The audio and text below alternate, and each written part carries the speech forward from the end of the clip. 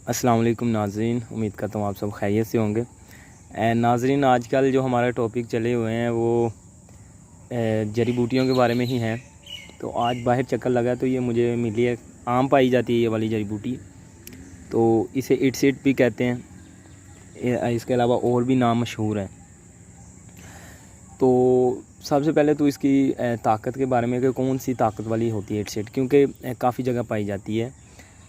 कुछ इटसेट जो होती हैं कुछ ख़ास नुस्खा जात होते हैं, उनमें ये होता है कि जो दरिया के किनारे पर हो या जो पानी जहाँ से गुज़रता हो ज़्यादातर, तो उसके किनारे में हो या पानी में डूबी हुई हो। कुछ होती हैं कि डूबी हुई होती हैं और लंबी सी होती हैं वो। तो इस जिस तरह ये आप देख रहे हैं ये भी लंबी सी है, तो लेकिन वो इससे भी ज़्यादा लंबी होती हैं, कुछ ज़्यादा छोटी होती हैं, अलग हिसाब से हैं। तो जो अलग अलग मशहूर हैं, वो जो समुंदर के किनारे होते हैं वो ज़्यादातर वो सन्यासी हुक्मा जो है ना वो इस्तेमाल करते हैं।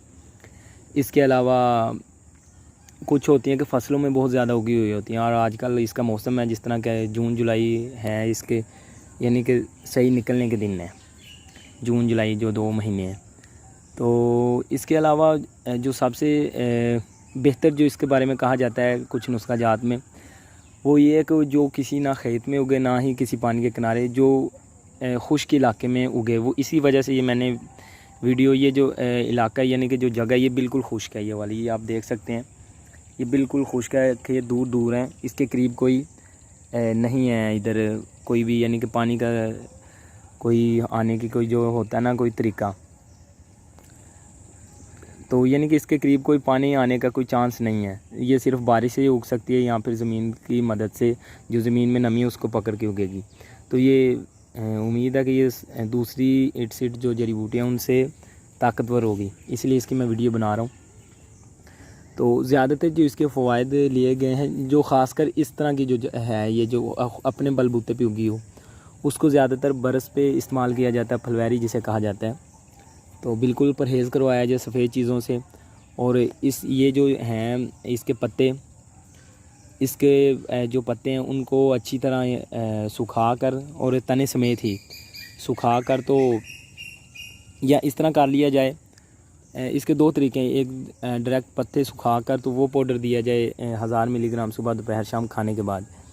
तो या फिर इसका एक और तरीका बताया गया है कि इसका पानी निकालें, अगर आपको ज़्यादा इस तरह मिल जाती है तो फिर इसका पानी निकाल लें, तो साथ ही पाउडर बनवा लें उस पहले तरह, जिस तरह आपको पहले बताया पत्तों का और तने का सुखा कर, तो वो उस पाउडर को इस के पानी के साथ दें। तो और कोशिश करें कि उसी पाउडर के अंदर अगर ज़्यादा मिल जाए तो उसी पाउडर के अंदर उसी पानी को मिलाएं, लेप टाइप बनाकर, तो दागों पर लगाएं, तो इंशाल्लाह कुछ ही दिनों में वो दाग भी हल्के होना शुरू हो जाएंगे बरस के। और ये जो है इसके अलावा जो जिगर के मसाइल हैं उन पे भी ये काम करती है। तो इसके अलावा एक इसका और नुस्खा बरस पर ही है, वो भी वो न्याज़बो के पत्ते जो होते हैं, वो भी इंशाल्लाह मैं किसी दिन न्याज़बो भी दिखाऊंगा वीडियो में। तो मिल जाती है, यानी कि देखी भी होगी, उम्मीद है आपने देखी होगी। तो उसके साथ भी इसका इस्तेमाल किया जा सकता है, यानी कि इसके भी पत्ते सुखा कर और उसके भी पत्ते सुखा कर हम वज़न वो पाउडर बनवा लें, तो उसका ज़्यादा मैंने देखा है तजर्बा इस मुफरत से।